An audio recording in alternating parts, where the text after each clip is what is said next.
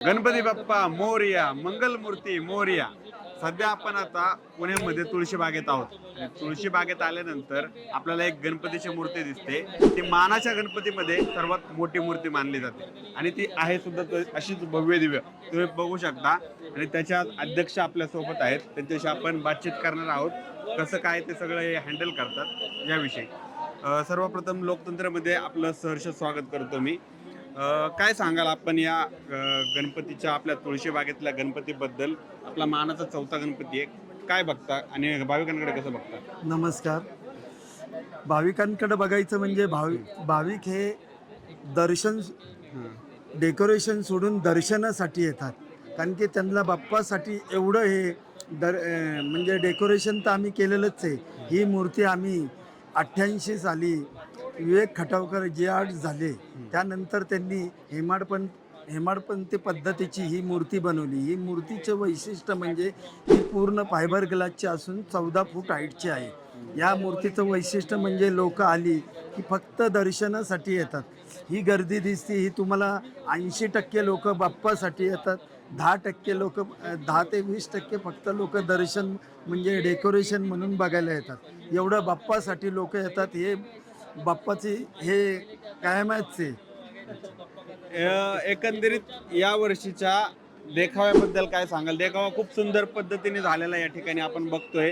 राधेकृष्ण राधेकृष्ण आणि कृष्णाच्या रूपात सगळं वृंदावन इथं सजलंय असं म्हणू शकतो आपण गणपती बाप्पाच्या रूपानं. त्याबद्दल काय सांगाल? हे वृंदावन आम्ही ह्यावर्षी वृंदावन हा देखावा सादर केलेला आहे. ह्या देखाव्याचं वैशिष्ट्य म्हणजे गेले 6 महिने स्वप्नील सरपाले व सुभाष सरपाले हे यांनी जीवापाड मेहनत करून हा हे सगळा देखावा उभा केलेला आहे. यांचं सांगायचं म्हणजे यांचं एवढे कष्ट करून आणि जीव ओतून काम करतात. हे डेकोरेशन तुम्ही बघून लोक पण बघून बॉम्बेत लालबाग तर पुण्यात तुळशीबाग अशी गोष्ट झालेली आहे. एक आहे की आपला मानाचा चौथा गणपती आहे, तर या मानाचा चौथा गणपतीची काय परंपरा आहे? कसं काय मानाचा चौथा गणपती म्हणून मान मिळाला गणपतीला? आपल्या इथं पूर्वी बाजारपेठ भरायची. बाजारपेठ म्हणजे ही बाहेर नाही भरायची, आतमध्ये तुळशीबाग राम मंदिरात भरायची. राम मंदिरात बाजारपेठ भरायची. तेव्हा लोकमान्य टिळकांनी काय केलं, तिथनंच इंग्रज हटाव म्हणून मोहीम चालू होती. इंग्रज हटाव मोहिमेसाठी टिळकांनी काय केलं, तिथं भाषणं वगैरे द्यायला सोपं पडतं म्हणून मानाचा चौथा गणपती बाजारपेठ असल्यामुळं मानाचा चौथा गणपती दिला. पहिला गणपती कसबा म्हणजे ग्रामदेवते कसबा गणपती म्हणून त्यांना दिला. दुसरी तांबडी जोगेश्वरी ग्रामदेवती आहे म्हणून त्या देवीला दुसरा दिला. आणि पुणे शहरातली सगळ्यात मोठी तालीम असलेली गुरुजी तालीम हे मंडळ गणपती होता म्हणून त्यांना तिसरा मान दिला. आणि पुणे शहरातली सगळ्यात मोठी बाजारपेठ म्हणून त्यावेळे लोक इथं जमायची, त्यामुळे संदेश द्यायला सोपा जायचा. त्यामुळे चौथा मान हा तुळशीबागेला दिला. आणि 5वा मान केसरी हा स्वतः लोकमान्य टिळकांनी शेवटचा 5वा मान त्यांनी घेतला त्यावेळी. आपण बघतो की आता गर्दी मोठ्या प्रमाणात होते भाविकांची गणपतीमध्ये, तर या सगळ्याचं नियोजन आपण कशा प्रकारे करतो? यासाठी आमचे कार्यकर्ते असतात. संध्याकाळी 35 स्वयंसेवक येतात. आमचे तसेच सिक्युरिटी गार्ड असतात. ते व्यवस्थित हँडल करतात. तसंच पोलीस प्रशासन हे चांगलं आम्हाला साथ देतं, ते पण भरपूर मदत करतात. त्या पद्धतीने आम्ही समोरनं आणि फक्त खालनं येणारी एंट्री एक्झॅस्ट फक्त डाव्या हाताने जुन्या कावरे कोल्ड्रिंकपासून सोडतो आम्ही. या पद्धतीचे आम्ही अरेंजमेंट केलेली आहे. त्यामुळं लोकांना त्रास होत नाही. लांबनच दर्शन मिळतं, लोकांना व्यवस्थित दर्शन होतं. अच्छा, ठीक आहे. आपण आता गणपती बसवतो, 10 दिवस आपला गणपती असतो, 11व्या दिवशी विसर्जन होतं. पण या व्यतिरिक्त वर्षभर आपल्या मंडळाच्या वतीने सामाजिक उपक्रम किंवा लोकांसाठी काय आपण उपक्रम करतो का? यासाठी आम्ही भरपूर उपक्रम करतो. यावर्षी आम्ही रक्तदान शिबिर घेतलं होतं.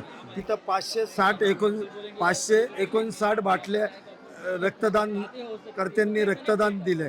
मंडळाचे कार्यकर्ते पथकवाले यांनी सगळ्यांनी सहकार्य केलं. त्या पद्धतीनेच आम्ही ब्लड डोनेट व अनाथ मुली असतात त्यांना आम्ही दिवाळीत इथे घेऊन येतो, त्यांच्या चॉईसनी कपडे खरेदी करायला लावतो. ते कपडे खरेदी करतात, त्यांचा तो आनंद वेगळा असतो. त्यांना आपण नेऊन द्यायचा, आपण आपल्या जसे मुलांना कपडे खरेदीला नेतो तो आनंद असतो तसाच त्यांना मिळावा यासाठी आम्ही त्यांना तुळशीबागेत घेऊन येतो, कपडे खरेदी करायला लावतो.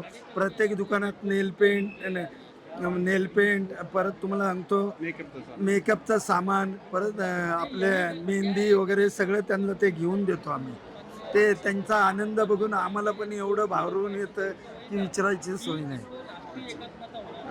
आता आपण बघतो की मिरवणुकीला पण खूप मोठ्या प्रमाणात पुण्यात गर्दी असते. तर आपलं एकंदरीत नियोजन कशा पद्धतीने असतं मिरवणुकीचं? सांस्कृतिक पद्धतीनेच आपण वाद्य वगैरे वाजवतो हे तर जगजाहीर पारंपरिक झालेलं. पद्धतीनेच आम्ही वाद्य ठेवतो. आम्ही कुठलंही डीजे वगैरे हे असलं काही प्रकार वापरत नाही, कारण की आपला मानाचा गणपती असतो. त्यामुळं त्या पद्धतीनेच लोक आपलं हे बघायला येतात, दर्शनाला येतात. बाप्पाच्या खास म्हणजे लोक बाप्पाच्या दर्शनासाठी येतात, आपलं बाकी काय बघायला येत नाही. त्यामुळं आपण त्या पद्धतीनेच आपलं पारंपरिक पद्धतीने पूर्वीपासून जे चालत आलं त्या पद्धतीनेच आम्ही मिरवणुकीत सगळं सहभागी होतो. तर आपण बघतो की बऱ्याच ठिकाणी मोठ्या प्रमाणात गर्दी होते. ते गर्दी काही मंडळांना आवरत नाही किंवा काय नाही.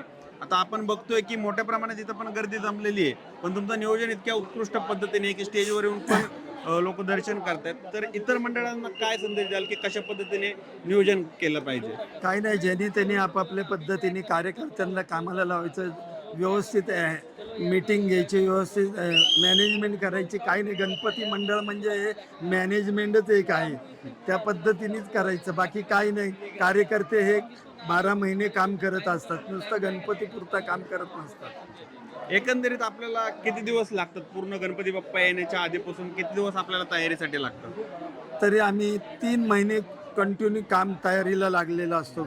पण डेकोरेशनच्या कामासाठी 6 महिने तरी त्यांना द्यावे लागतात आम्हाला. त्यामुळं ते व्यवस्थित करायचं असलं तर यावर्षी आपलं 125 वर्षे म्हणून 6 महिने तर त्यांना लागलेच आहेत. इतर वेळेस 3 महिने 4 महिन्यात होऊन जाते. अच्छा.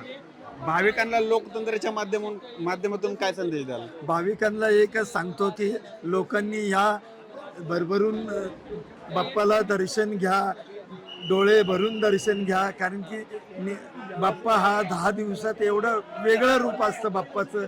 ते रूप तुम्ही मन मोकळेपणाने डोळ्यांनी भरपूर भरून पाहून घ्या.